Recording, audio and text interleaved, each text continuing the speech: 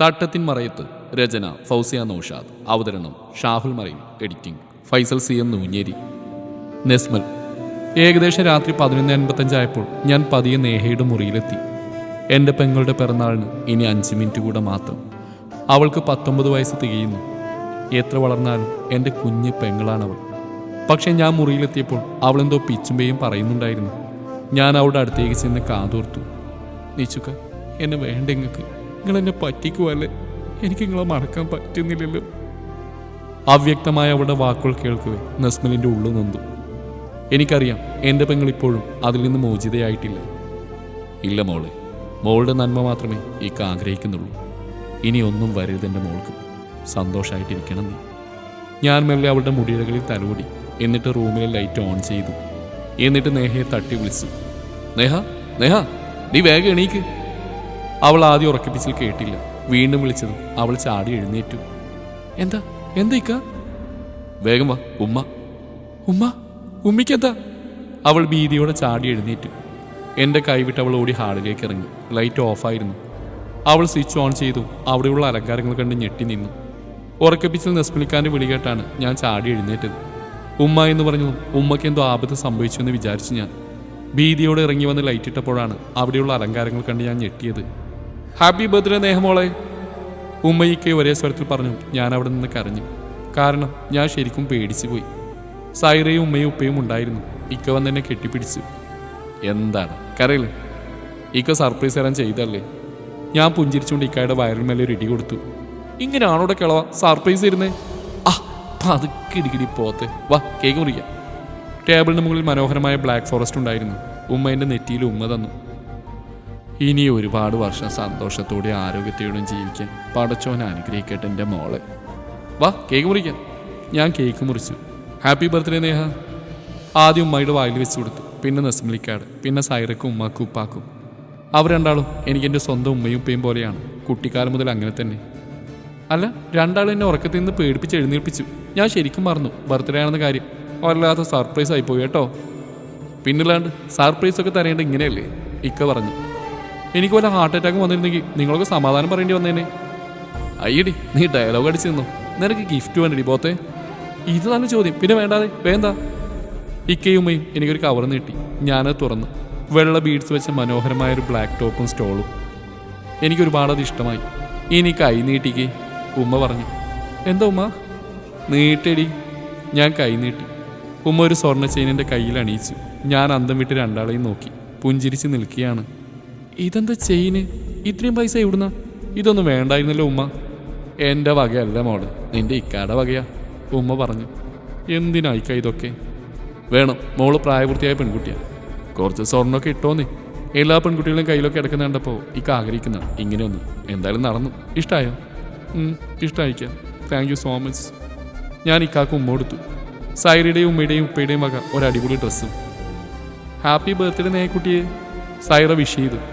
ആഘോഷമെല്ലാം കഴിഞ്ഞ് കിടക്കാൻ പോയപ്പോഴാണ് ഫോണിലൊരു മെസ്സേജ് കിടന്നത്. ഹാപ്പി ബർത്ത്ഡേ പാത്തു. ഇഷാൻ സാറിൻ്റെ വകയായിരുന്നത്. ഈയിടെ ഞങ്ങൾ ആ സംഭവത്തിന് ശേഷം മെസ്സേജ് അയച്ചിട്ടില്ല. ഞാൻ ആ മെസ്സേജിന് റിപ്ലൈ കൊടുത്തില്ല. എനിക്ക് പുച്ഛം തോന്നി. എന്നെ ഇഷ്ടമില്ലാത്ത ആൾ എന്തിനും കറക്റ്റായിട്ട് ഉണർന്നിരുന്നു എന്നെ വിഷ് ചെയ്യുന്നു. ഞാനും സൈറയും കോളേജിൽ പോകാൻ ഇറങ്ങി. ഇക്കയും ഉമ്മയും വാങ്ങിത്തന്ന ഡ്രസ്സാണ് ഞാൻ ധരിച്ചത്. എനിക്കൊരു കോൾ വന്നു. Happy birthday Neha. സുഹൈലായിരുന്നത്. Thank you Daliya. അല്ല, നീ ഇപ്പോഴാണ് വിഷ് ചെയ്യുന്നത്? ആടേ, കുറച്ച് ലേറ്റായി പോയി. വൈകിട്ട് എന്തായാലും ചിലവ് വേണം കേട്ടോ. ചിലവോ? തരാം. നീ ഒരു കാര്യം ചെയ്യും, വൈകിട്ട് ബീച്ചിലേക്ക് പോരും. ഓക്കെ മോളെ. എന്നാൽ ഞാൻ കോളേജിൽ പോട്ടെ കേട്ടോ. ഞാനും സൈറയും ക്യാമ്പസിലെത്തി. അഫ്ലയെ ശരിക്കും മിസ് ചെയ്തു. ക്യാമ്പസിലൊന്നും ഫഹദിനെയും വിഷ്ണുവിനെയും കണ്ടില്ല. ബർത്ത്ഡേ ആയിട്ട് നാരെങ്കിലും ഒരു വിഷു കൂടെ തന്നില്ല. ഞാൻ പറഞ്ഞു. പിന്നെ ആമാർക്ക് അത് ഓർക്കാനല്ലേടി സമയം. സാരല്ല, നീ വാ. ക്ലാസ്സിൻ്റെ വാതിൽ അടച്ചിട്ടിരിക്കുന്നു. ഞാൻ തള്ളി തുറന്നു. അവിടുന്ന് ഇവിടുന്നൊക്കെ സ്നോ സ്പ്രേയും കൊപ്പറൊക്കെ പൊട്ടിച്ചു. ആകെ കളറായി. Happy birthday നേക്കുട്ടി. ഫഹദും വിച്ചുവായിരുന്നു മുന്നിൽ. എല്ലാവരും ഉണ്ട്. ഞാൻ ശരിക്കും ഞെട്ടി. എടാ, നീയൊക്കെ ഇതൊന്നും വേണ്ടായിരുന്നു. നീ പൊടി, നിന്റെ ബർത്ത്ഡേ മറന്നു കരുതിയാ? ഇതൊക്കെ വെൽ പ്ലാൻഡ് ആയിരുന്നു. കൊള്ളാം. വാ, നമുക്ക് കേക്ക് മുറിക്കാം. ഞാൻ കേക്ക് കട്ട് ചെയ്തു. എല്ലാവരും കൂടെ മുഖത്ത് കേക്ക് തേച്ച് അലങ്കോലമാക്കി. ആ ബഹളത്തിൻ്റെ ഇടയിൽ ഞാൻ കണ്ടു ഒരു മൂലയിൽ നിന്ന് ഇതൊക്കെ കാണുന്ന ഒരാളെ. ഇഷാൻ സാർ. ഞാൻ കണ്ടതായി ഭാവിച്ചില്ല. കൂട്ടുകാരുടെ വക കൊച്ചു കൊച്ചു ഗിഫ്റ്റൊക്കെ ഉണ്ടായിരുന്നു. ആഘോഷം കഴിഞ്ഞ് പുറത്ത് നിൽക്കുമ്പോഴാണ് ഇഷാൻ സാർ അടുത്തേക്ക് വന്നത്. Happy birthday Neha. താങ്ക്സ്. ഞാൻ വലിയ താല്പര്യമില്ലാത്ത വേണ്ടി പറഞ്ഞു. സാർ എനിക്ക് നേരെ ഒരു പ്രസൻറ്റേഷൻ നീട്ടി. എന്താ ഇത്? അല്പം ഒരു ഗൗരവത്തോട് ഞാൻ പറഞ്ഞു. ഒരു ചെറിയ ഗിഫ്റ്റാണ്.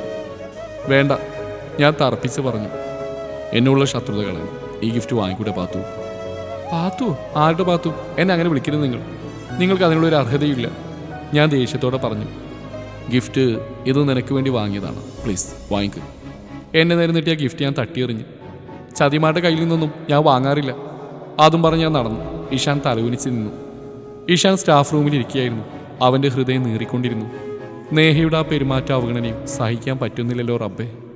എനിക്കിപ്പോഴും അവളോടുള്ള സ്നേഹത്തിനൊരു കുറവും വന്നിട്ടില്ലെന്ന് എങ്ങനെയാണ് അവളെ മനസ്സിലാക്കി കൊടുക്കുക? എനിക്ക് പറ്റുന്നില്ല. അവൾ ഓരോ ദിവസം എല്ലാവരോടും വളരെ അടുക്കുന്നു. പക്ഷെ എന്നോട് മാത്രം. ഞാൻ മാത്രം ഇപ്പോൾ ഇങ്ങനെ അവളുടെ ശത്രുവായി. സ്നേഹിക്കുന്നവരുടെ ഭാഗത്തു നിന്നുള്ള ചെറിയൊരു അവഗണനയും കുറ്റപ്പെടുത്തലും പോലും താങ്ങാൻ കഴിയില്ല. അവൻ്റെ കണ്ണ് അറിയാതെ നിറഞ്ഞു. അപ്പോഴാണ് സാറ് വന്നത്. എന്താ ഇഷാൻ ഇങ്ങനെ ഇരിക്കുന്നത്? ക്ലാസ്സിൽ പോകുന്നില്ലേ? ഇല്ല, ഭയങ്കര തലവേദന. ഓ സാരമില്ല, ബാമിട്ടോളൂ. ഉച്ചയ്ക്ക് വിച്ചുവിനും ഫാദിനും സൈറയ്ക്കും എൻ്റെ വകയായിരുന്നു ചെലവ്. പക്ഷെ സൈറ എന്തോ അരട്ടുന്ന പോലെ എനിക്ക് തോന്നി. ചോദിച്ചിട്ടാണ് അവൾ പറയുന്നില്ല. വൈകിട്ട് ഞാൻ നേരെ ബീച്ചിലേക്ക് എത്തി. സൈറയും ഉണ്ടായിരുന്നു. അവിടെ സുഹൈൽ വന്നു. പുള്ളിക്കാരൻ്റെ കയ്യിൽ എന്തോ വലിയ ഗിഫ്റ്റൊക്കെ ഉണ്ടായിരുന്നു. അവനതെനിക്ക് നീട്ടി. ഇതെന്താടാ? ഇതെൻ്റെ കൂട്ടുകാരിക്കുള്ളൊരു ചെറിയ ഗിഫ്റ്റാണ്. ഞാനത് തുറന്നു. വാവ്, ബാഗ്! ഇത് നീ എന്തിനാണ് ഇതൊക്കെ വാങ്ങിച്ചത്? എനിക്ക് ബാഗ് ഉണ്ടല്ലോ. അതുപോലെ അല്ലല്ലോടി, ഞാൻ തരുന്നല്ലേ. താങ്ക്സ്. ഏയ് അതൊന്നും വേണ്ട. അല്ലടി സൈറാപ്പി, നിന്റെ അനക്കൊന്നുമില്ലല്ലോ. നീ എന്തെങ്കിലും ഡള്ളായി നിൽക്കുന്നേ? ഏയ് ഒന്നുമില്ലടാ. അല്ലാലോ, എന്തോ ഉണ്ട്. സൈറ ഞാനും കുറേ നേരമായിട്ട് ശ്രദ്ധിക്കുന്നുണ്ട്. എന്തോ പ്രശ്നമുണ്ട്. ഇല്ല, എനിക്കൊരു പ്രശ്നമില്ല. വാ, നമുക്ക് പോയി ഫുഡ് കഴിക്കാം. ഞാനും സുഹൈലും സൈറയും കൂടെ ഹോട്ടലിൽ കയറി ആഹാരം ഓർഡർ ചെയ്തിരുന്നു. എന്നിട്ട് എന്തൊക്കെയുണ്ടടി നിന്റെ വിശേഷം? നിന്റെ ചെക്കനെന്ത് പറയുന്നു? അവൻ ചോദിച്ചു. അതൊക്കെ ഫ്ലോപ്പായടാ. ഫ്ലോപ്പായെന്നോ? എങ്ങനെ? ഞാനുണ്ടായതൊക്കെ അവനോട് പറഞ്ഞു. ഓഹ്, എനിക്കൊന്നും മനസ്സിലാവുന്നില്ല. ആദ്യം എല്ലാവരും കൂടെ നിങ്ങളെ ഒന്നിപ്പിക്കാൻ നോക്കി. എന്നിട്ടിപ്പോൾ നിന്നെ കെട്ടാൻ പറ്റുന്നില്ലെന്നോ? അവൻ തോന്നുമ്പോൾ വാക്ക് മാറ്റാൻ ഇതെന്താ? ഞാൻ സംസാരിക്കാം അവനോട്, സുഹൈൽ പറഞ്ഞു. വേണ്ട, എന്തിനാണ് അതൊക്കെ? ഞാനതൊക്കെ വിട്ടു. നമ്മൾ വേണ്ടാത്തവരെ നമുക്കും വേണ്ട. ഇന്നെനിക്കൊരു ഗിഫ്റ്റായിട്ട് വന്നായിരുന്നു ആൾ. ഞാൻ വാങ്ങിയില്ല. നീയായിട്ടൊരു ബന്ധമില്ലെന്ന് പറഞ്ഞ ആൾ പിന്നെന്തിനാ ഗിഫ്റ്റായിട്ട് വന്ന്? നിന്നെന്താ കളിപ്പിക്കുകയാണോ? ആയിരിക്കും. എനിക്ക് പുച്ഛാണ് തോന്നുന്നു. ഒന്നും വേണ്ടായിരുന്നു. ഓരോരുത്തർമാരുടെ പുറകെ പോയി ലൈഫ് ഫുൾ സ്പോയിലായി. ഒന്ന് നിർത്തുവോ? എനിക്കൊരു കാര്യം പറയാനുണ്ട്. സൈറ പെട്ടെന്നതിനും പ്രതികരിച്ച്. എന്താടി? നിങ്ങൾ കരുതുന്ന പോലെ സാറ് നിന്നെ ചതിച്ചിട്ടില്ല, സ്നേഹിച്ചിട്ടേ ഉള്ളൂ. അതെ, ഇഷാ സാറ് നിന്നെ ചതിച്ചിട്ടില്ല നേഹ. ഒക്കെ എനിക്കറിയാം. നിന്റെ നന്മക്ക്, നിന്റെ ഭാവിക്ക് വേണ്ടിയാ എല്ലാം ഇങ്ങനെ ചെയ്തു സാറ്. അവൾ ഇടർച്ചയോടെ പറഞ്ഞു. നീ എന്താടി പറയുന്നേ? എനിക്ക് മനസ്സിലാവുന്നില്ല. തെളിച്ചു പറ സൈറ. നേഹ, ഇതിനെല്ലാത്തിനും പുറകെ ഒരാളാണ്. നിന്റെ ഇക്ക പറഞ്ഞിട്ടാ സാർ ഇതൊക്കെ ചെയ്ത്. എന്ത്? ഇക്കയോ? ഞാനൊരു നടുക്കത്തോടെ ചാടി എഴുന്നേറ്റു. അതെ, നെസ്മലിക്ക് ഇഷാൻ സാറിനെ കണ്ടിരുന്നു. നിന്റെ ഇക്ക അതറിയുന്നതിന്റെ പിറ്റേ ദിവസം സാറിനോട് ഇക്ക പറഞ്ഞു നിന്നെ മറന്നേക്കാൻ. നിന്റെ പുറകെ നടന്ന ഇക്ക നിന്റെ നിക്കാഹ് നടത്തും. നിന്നെ കോളേജിൽ വിടില്ലെന്ന് ഇക്ക പറഞ്ഞു. പക്ഷെ എന്തിനു വേണ്ടി? നിന്റെ ജീവിതം സുരക്ഷിതമാക്കാൻ വേണ്ടി. നെസ്മലിക്ക് കുറ്റം പറയാൻ പറ്റില്ല. നിന്റെ നന്മയ്ക്ക് വേണ്ടിയാ ഇക്കയും ചെയ്തത്. ഇല്ല, അത് ഞാൻ അംഗീകരിക്കില്ല. എന്റെ സങ്കടവും വേദനയൊക്കെ കണ്ടതല്ലേ. എന്നിട്ട് എന്തുകൊണ്ട് ഇക്ക സത്യങ്ങളിത് മറച്ചു വെച്ചു? ഞാൻ കരച്ചിലിന്റെ വക്കിലെത്തിയിരുന്നു. ഇസ, അവളറിയില്ല നിനക്ക്? സാറിന്റെ കസിൻ. അവൾ നെസ്മലിക്കെ കാണാൻ ചെന്നു. ഇഷാൻ അവൾ തമ്മിലുള്ള ബന്ധം ഉറപ്പിച്ചു വെച്ചിരിക്കുകയാണെന്നും നിങ്ങൾ തമ്മിൽ ഒന്നിച്ചാൽ നിന്റെ ജീവിതം നല്ലപോലെ ആവില്ല, നിന്നെ എല്ലാവരും ദ്രോഹിക്കും എന്നൊക്കെ പറഞ്ഞു. നിന്റെ ജീവനായ നിന്റെ ഇക്ക അത് കേട്ട് ഇഷാൻ സാറും കൊണ്ട് പറയിപ്പിച്ചാ ഇതൊക്കെ. എന്നിട്ട് നീ എന്തിനാ ഇത്ര ദിവസമായിട്ട് എന്നിൽ നിന്ന് മറച്ചു വെച്ചത്? നെസ്മലിക്ക പറഞ്ഞു നീ ഇതറിയരുതെന്ന്. അഫ്ര എന്നോട് പറഞ്ഞു. പക്ഷെ എനിക്ക് നിന്നോട് പറയാതിരിക്കാൻ പറ്റുന്നില്ല നേഹ. ഞാൻ കുറേ ദിവസമായിട്ട് വിചാരിക്കുക. പക്ഷെ ഇക്കയെ പേടിച്ചിട്ടാ. ഇനി എനിക്ക് പറ്റില്ല. നിങ്ങൾ രണ്ടാളുടെയും സങ്കടം കാണാൻ എനിക്ക് വയ്യ. സാറ് കുറേ വിഷമം ഉള്ളിൽ ഒതുക്കുന്നുണ്ട്. എടി, ഞാൻ എന്ത് വലിയ തെറ്റാ ചെയ്ത്. ഇന്നെന്നെ നിശ്ചയിക്കേട് ഞാൻ എത്ര മോശമായിട്ടാണ് പെരുമാറിയത്. എത്ര സങ്കടപ്പെട്ട് കാണും. എനിക്ക് ഓർക്കാൻ കൂടി വയ്യ. ഞാൻ എൻ്റെ ഇക്കയെ സങ്കടപ്പെടുത്തിയല്ലോടി. ഇല്ല നേഹ, നിന്റെ ഭാഗത്തൊരു തെറ്റുമില്ല. അവൻ്റെ ഭാഗത്ത് നിന്ന് അങ്ങനെ നീക്കുന്ന എനിക്ക് സഹിക്കാൻ പറ്റിയില്ല. അതുകൊണ്ടല്ലേ നീ അങ്ങനെ പെരുമാറിയത്. യാഥാർത്ഥ്യം അറിയാതെ സംഭവിച്ചല്ലേ. സാരമില്ല, സുഹൈൽ പറഞ്ഞു. ഇല്ല, ഞാൻ ആ മനുഷ്യനോട് ചെയ്തെനിക്ക് സഹിക്കാൻ പറ്റില്ല. സത്യാവസ്ഥ മനസ്സിലാവാതെ കുറേ വേദനിപ്പിച്ചു. ഇന്നും കൂടെ എനിക്കെല്ലാത്തിനും ക്ഷമ ചോദിക്കണം, ഇപ്പം തന്നെ. ഞാൻ നിയന്ത്രണം വിട്ട് എഴുന്നേറ്റതും സുഹൈലും സൈറയും എന്നെ പിടിച്ച് നിർത്തി. എടുത്തിയാട്ടം പാടില്ല നേഹ. നിന്റെ ഇക്കറിഞ്ഞുള്ള ഫലം വിചാരിക്കുന്നതിലപ്പുറമായിരിക്കും. ഇനി നീ ഇഷാൻ സാറും തമ്മിൽ ബന്ധമുണ്ടായ നിന്റെ പഠിപ്പ് നിർത്തുന്നു, നിന്റെ നിക്കാഹ് നടത്തുന്നു ഇക്ക പറഞ്ഞിട്ടുണ്ട്. അറിയാലോ, ഇക്ക നടത്തുന്നത്. എടി, പക്ഷെ ഞാനിനി എന്ത് ചെയ്യും? അറിയരുത് നെസ്മലിക്ക്, ഒന്നും അറിയരുത്. അറിയാം ഞാൻ ചെയ്ത് വിശ്വാസവഞ്ചനയാണെന്ന്. പക്ഷെ സ്നേഹിക്കുന്നവർ തമ്മിൽ അകറ്റാൻ കൂട്ടു നിൽക്കില്ല ഞാൻ. എനിക്ക് കണ്ടു നിൽക്കാൻ വയ്യടി. സാരല്ലടി, നീ ചെയ്തത് നല്ലതാണ്. സ്നേഹിക്കുന്നവരെ തമ്മിൽ കയറ്റിയാൽ തെറ്റാ. ഇവർ സ്നേഹിക്കട്ടെ, പക്ഷെ നേഹിടയ്ക്കൊന്നും അറിയണ്ട. ഇവളുടെ പഠനം കഴിയുന്നവരെങ്കിലും മറച്ചു വെക്കണം. എനിക്ക് ടിക്കെ കാണണം. പോവാം, നീ സമാധാനമായിട്ടിരിക്കുന്നേഹ. ഇഷാന്റെ മനസ്സ് വല്ലാതെ അസ്വസ്ഥമായിരുന്നു. അവിടെ ഇവിടെ കറങ്ങിയിരുന്ന രാത്രിയായപ്പോഴാണ് അവൻ വീട്ടിലേക്ക് തിരിച്ചത്. ബൈക്കിലിരിക്കുമ്പോൾ അവൻ ആലോചിച്ചു, നേഹ, അവൾക്കിന്ന് ഞാൻ ആരുമല്ല. ജീവന തുല്യം അവളെ ഞാൻ സ്നേഹിക്കുന്നുണ്ട്. പക്ഷേ എനിക്കത് അവളോട് പ്രകടിപ്പിക്കാൻ പോലും കഴിയുന്നില്ല. എല്ലാവർക്കും അവളുടെ മനസ്സിൽ സ്ഥാനമുണ്ട്. പക്ഷേ ഈ എനിക്ക് മാത്രമേ വിലയുമില്ല. അവൾ പറഞ്ഞത് ഇപ്പോഴും വല്ലാതെ വേദനിപ്പിക്കുന്നു. അവളുടെ മനസ്സിലൊരു ചതിയൻ്റെ സ്ഥാനമാണ് എനിക്കുള്ളത്. പക്ഷേ പാത്തു, എനിക്ക് ഉറപ്പുണ്ട്, എന്തെങ്കിലും നീ എൻ്റെ ഇഷ്ടം മനസ്സിലാക്കും, തിരിച്ചറിയും. ഞാൻ കാത്തിരുന്നോളാം പെണ്ണെ, നിനക്ക് വേണ്ടി. അത് പറയുമ്പോഴും അവൻ്റെ മിഴികളിൽ നീർത്തുള്ളികൾ തിളങ്ങി. കണ്ണ് തുറക്കുമ്പോഴാണ് പെട്ടെന്ന്.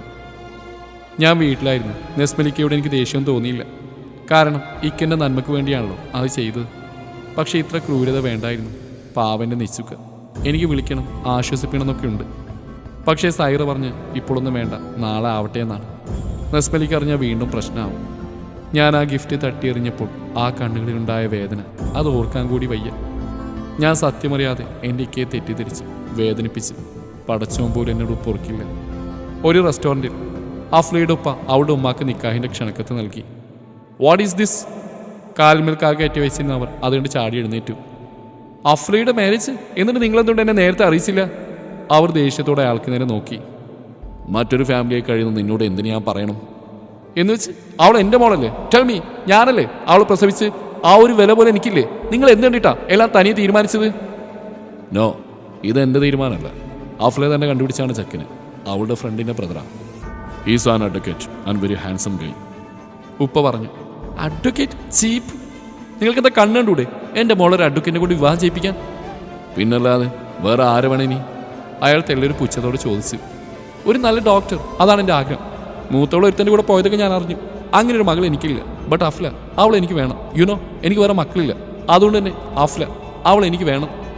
ഇത്രയും നാളില്ലാത്തൊരു സ്നേഹം ഇപ്പം എന്തിനാണ് സാനിയ? അവരെ ഉപേക്ഷിച്ച് പോയപ്പോൾ നീ ഓർത്തില്ലല്ലോ, അവരെ തിരഞ്ഞു നോക്കിയില്ലല്ലോ. ദെൻ നിനക്ക് എന്താ അവകാശം? അവളെ പ്രസവിച്ച സ്ത്രീ ഞാനാണെങ്കിൽ അവൾ എൻ്റെ മകളായിരിക്കും. ആ ബന്ധം വേർപ്പെടുത്താൻ ഒരു കോടതിക്കെന്നല്ല ആർക്കും പറ്റില്ല. നിങ്ങളൊന്ന് കേട്ടോ, ഈ നിക്കാഹ് ഇത് നടക്കില്ല. അവളുടെ മാരേജ് അതൊരു ഡോക്ടറുമായിട്ടായിരിക്കും നടക്കുന്നത്. അങ്ങനെ കണ്ണിക്കണ്ട അലവലാദികൾക്കൊന്നും എൻ്റെ മോളെ ഞാൻ കൊടുക്കില്ല. ഞാൻ അന്വേഷിക്കട്ടെ. ഇത് അഫ്ലയുടെ ലൈഫാണ്. തീരുമാനം എടുക്കേണ്ടത് അവളാണ്. അവളായി കണ്ടെത്തിയ ചെക്കൻ.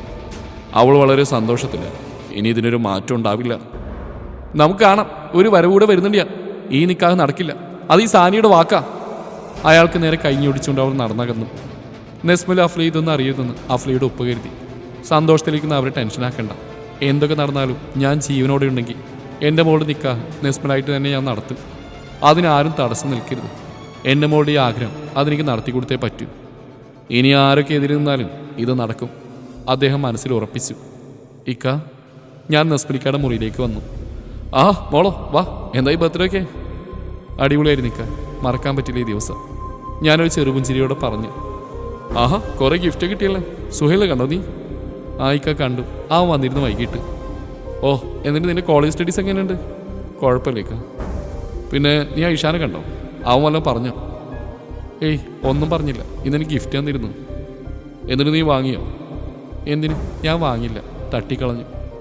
ഇക്കാക്ക് സംശയം തോന്നാതിരിക്കാൻ ഞാൻ പറഞ്ഞു. അതേതായാലും നന്നായി. അനാവശ്യമായിട്ടൊരു ബന്ധവും വേണ്ട, മനസ്സിലായോ?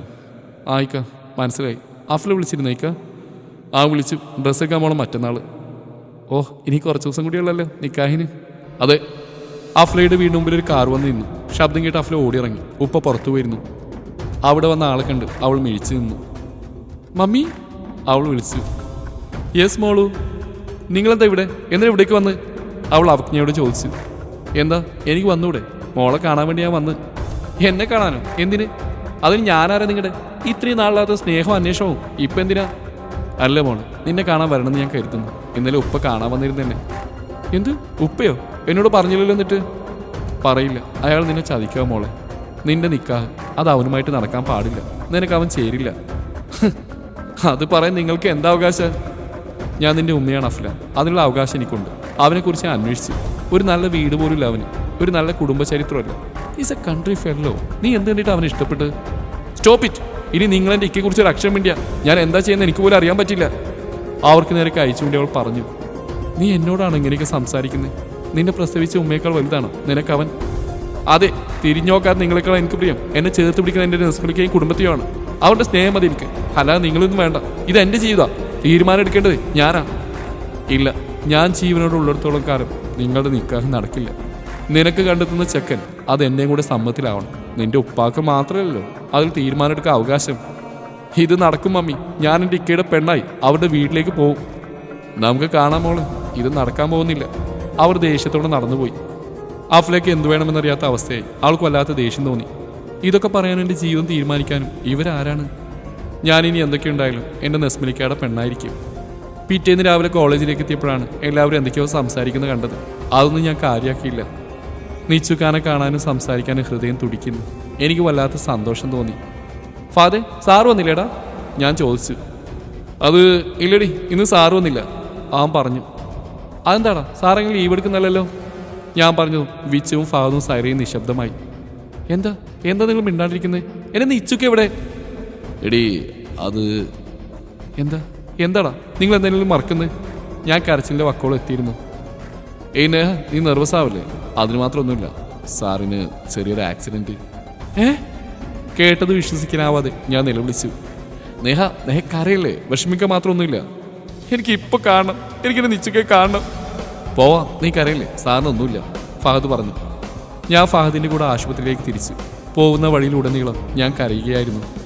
ഞാൻ സാറിനോട് ചെയ്തതൊക്കെ ഓർത്തപ്പോൾ എനിക്ക് വല്ലാത്ത സങ്കടവും വിഷമവും തോന്നി. ഹോസ്പിറ്റലിൽ എത്തിയതും ഞാൻ വേഗം റൂമിലേക്ക് വന്നു. തലയിലും കയ്യിലൊക്കെ ബാൻഡേജ് ചെയ്തിടക്ക് നിശ്ചുക്കയെ കണ്ടതും കരഞ്ഞുകൊണ്ട് ഞാൻ അടുത്തേക്ക് ഓടിച്ചെന്നു. നല്ല പരിക്കുണ്ടായിരുന്നു. എൻ്റെ ശബ്ദം കേട്ട് ഇക്ക കണ്ണു തുറന്നു. ഒരു ഞെട്ടലോടെ എന്നെ നോക്കി. പിന്നെ എഴുന്നേറ്റിരിക്കാൻ ശ്രമിച്ചു. വേണ്ട, സാറ് കിടന്നോളൂ, ഫഹദ് പറഞ്ഞു. പാത്തു, നീ ഇവിടെ? ഞാൻ തീരെ പ്രതീക്ഷിച്ചില്ല. ഇക്ക സോറി ഇക്ക, ഞാൻ സത്യമൊന്നും അറിയാതെ ഒരുപാട് സങ്കടപ്പെടുത്തി, എന്നോട് ക്ഷമിക്കണേ ഇക്ക. ഞാൻ ഹോസ്പിറ്റലാണെന്ന കാര്യം പറഞ്ഞ് അവിടെ ഇരുന്ന് കരഞ്ഞു. ഒരു ചെറുപുഞ്ചിരിയോടെ നിച്ചുക സംസാരിച്ചു. അയ്യേ, എന്താ പാത്തുക്കേ, നീ എന്നെ കൂടെ സങ്കടപ്പെട്ടല്ലേ പെണ്ണെ? അല്ല, എന്നോട് പിണങ്ങിയിരുന്ന ആളെന്തേ എൻ്റെ അടുത്തേക്ക് വന്നത്? ഒരു കള്ള പരിഭവത്തോടെ നിച്ചുക്കനോട് ചോദിച്ചു. ഞാനൊക്കെ അറിഞ്ഞു, സൈറ എന്നോടെല്ലാം പറഞ്ഞു. എൻ്റെ ഇക്കയിലെ എല്ലാത്തിനും കാരണം എനിക്ക് മനസ്സിലായി. സോറിക്ക. ഏയ് കുഴപ്പമില്ല കുട്ടിയെ, അറിയാതെ പറ്റിയതല്ലേ. ഞാൻ നിച്ചുക്കയുടെ കയ്യിൽ ഓർക്കാതെ കയറി പിടിച്ചത് വേദന കൊണ്ട് അവനൊന്ന് ഞെരങ്ങി. വേദനയുണ്ടോ? ചെറുതായി. നിന്നെ കണ്ടപ്പോൾ വേദനയൊക്കെ മാറി വേണ്ടേ. എന്തു പറ്റിയതായിക്ക? എന്തു പറയാനാടി, പോകുമ്പോൾ ഒരു നായ കുറുക്കിയാടിയതാ, കൺട്രോള് തെറ്റിപ്പോയി. ഞാനല്ലോ ഒക്കെ കാരണക്കാരി. ഞാൻ സങ്കടപ്പെടുത്തിക്കൊണ്ടല്ലേ ഇതൊക്കെ സംഭവിച്ചത്. ഇതേ തലക്ക് നോക്കിയൊരു കൊട്ടുതരും ഞാൻ. നിന്റെ കെട്ടിയോ മരിച്ചോടി നാറി ഇങ്ങനെ ഇരുന്ന് മോങ്ങാൻ. ഞാനിവിടെ നല്ല ഹാപ്പി ആയിട്ട് ഒരു കുഴപ്പമില്ലാണ്ടിരിക്കുന്ന കണ്ടില്ലേ? പിന്നെ ഇതൊന്നും കുഴപ്പമില്ലേ? റെഡി, കാര്യം ചളാക്കല്ലേ. അല്ല സാറേ, കൂടെ ആരുമില്ലേ, ഒറ്റക്കാണോ? ഫാദർ ചോദിച്ചു. ഏയ്, ഉമ്മ ഉണ്ട്, ഇപ്പോൾ വരും. അത് പറഞ്ഞുകൊണ്ടിരിക്കുമ്പോഴാണ് ഉമ്മ കയറി വന്നത്. പെട്ടെന്ന് ഞങ്ങൾ കണ്ടതും ഉമ്മയുടെ മുഖത്ത് അമ്പരപ്പ്. ഒരു ധനിക സ്ത്രീയുടെ എല്ലാ മട്ടും അവർക്കുണ്ടായിരുന്നു. ആഭരണങ്ങൾ, വസ്ത്രങ്ങൾ. കെട്ടിലും മട്ടിലും ആ ആഠ്യത്തെ വിളിച്ചോന്നുണ്ടായിരുന്നു. ഇത് അവർ ഇഷാനോട് ചോദിച്ചു. എൻ്റെ കോളേജിലെ കുട്ടികളോ അമ്മ, എന്നെ കാണാൻ വന്നതാ. ആഹാ, ഇരിക്കെ. ഞാൻ കണ്ണു തുളച്ചു. അവരെന്നെ വല്ലാതെ നോക്കുന്നുണ്ടായിരുന്നു. ഞാൻ തലതാഴ്ത്തിയിരുന്നു. ആരൊന്നും മിണ്ടിയില്ല. സാറേ, ഞങ്ങൾ പോവാ, വിളിച്ചാൽ മതി, ഫാദർ പറഞ്ഞു. ശരി സാർ, എത്രയും വേഗം ഒക്കെ സുഖമായിട്ട് വാ. ഓക്കെ പാത്തു, ഇൻഷാ അല്ലാ. ഞാൻ പുറത്തേക്ക് ഇറങ്ങി. ആരയച്ചു അത്? അത് ഞാൻ പഠിപ്പിക്കുന്ന പിള്ളേരാ. ഉമ്മയുടെ ചോദ്യത്തിന് ഞാൻ മറുപടി പറഞ്ഞു. എന്താ പേര്? ഫഹദ്. നിഹാല. നിഹാല? അത് മറ്റേ പെണ്ണല്ലേ? ഏത്? ഷാമ വീട്ടിൽ അവളെ ചൊല്ലിയല്ലേ അടി ഉണ്ടാക്കാറുള്ളത്? അല്ല, അവളെന്തിനാ കരയുന്നത്? നിങ്ങൾ തമ്മിൽ എന്താ ബന്ധം? എനിക്ക് അവളെ ഇഷ്ടമാണ് ഉമ്മ. ഒട്ടും മടിക്കാൻ ഞാൻ പറഞ്ഞു. പെട്ടെന്നാണ് ഞാനൊരു കാര്യം ഓർത്ത്. നസ്മൽ അവനറിഞ്ഞാൽ വീണ്ടും പ്രശ്നമാവും. ഓഹോ, അപ്പം ഇസമോളോ? ഉമ്മ, എനിക്ക് നേഹയെ ഇഷ്ടമാണ്. ബട്ട് ഇപ്പം ഞങ്ങൾ തമ്മിൽ അങ്ങനെ ഒരു റിലേഷൻ ഇല്ല, വെറും ഫ്രണ്ട്സ് മാത്രം. അങ്ങനെയല്ല ഇച്ചു, നിന്നെ എനിക്ക് മനസ്സിലാവും. നീ ഒരാളെ ഇഷ്ടപ്പെട്ട മനസ്സിൽ കൊണ്ടുനടക്കുന്നു. അവളുടെ പെരുമാറ്റം കൂടെ ഒക്കെ കണ്ടപ്പോൾ എനിക്ക് തോന്നുന്നു അവൾക്ക് ഇപ്പോഴും നിന്നെ ഇഷ്ടമാണെന്നാ. ഉമ്മ, അത്... ഉമ്മയുടെ മുന്നിൽ സത്യം മറക്കാൻ ഞാനും പാടുപെട്ടു. വേണ്ട മോനെ, അങ്ങനെ ഒരു ആഗ്രഹം ഉണ്ടെങ്കിൽ നീ കളഞ്ഞേക്ക്. നല്ല രീതിയിൽ തന്നെ ഉമ്മ പറയോ. ഈസ, അവൾ കുഞ്ഞുനാൾ മുതൽ നിന്നെ ആഗ്രഹിച്ച് നടക്കുന്ന പെണ്ണ, അത് നീ മറക്കരുത്. എനിക്ക് അവളെ ഭാര്യയെ കാണാൻ കഴിയില്ല ഉമ്മ. നോ, നീ നിഹാലയെ കണ്ടുകൊണ്ടാണ് ആ ഒരു ആഗ്രഹം മനസ്സിൽ വെച്ചിരുന്നെങ്കിൽ അത് വേണ്ട, അത് നടക്കില്ല. പിന്നെ നിന്റെ ഈ ഒരു സ്ഥിതി ആയതുകൊണ്ട് ഞാൻ കൂടുതലൊന്നും പറയുന്നില്ല. ഉമ്മ തറപ്പിച്ച് പറഞ്ഞു. ഞാനൊരു തീരുമാനമെടുത്തു. ഇനി എന്തൊക്കെയുണ്ടായാലും നേഹയെ ഉപേക്ഷിക്കാനോ തള്ളിപ്പറയാനോ ഞാൻ തയ്യാറല്ല. എനിക്ക് വേണം അവളെ. നെസ്മൽ അറിയാതെ അവളെ സ്നേഹിക്കും ഞാൻ കാരണം അവൾക്കൊരു പ്രശ്നം ഉണ്ടാവാൻ പാടില്ല. തുടരും ഈ കഥയുടെ ബാക്കി ഭാഗം നാളെ ഇതേ സമയം.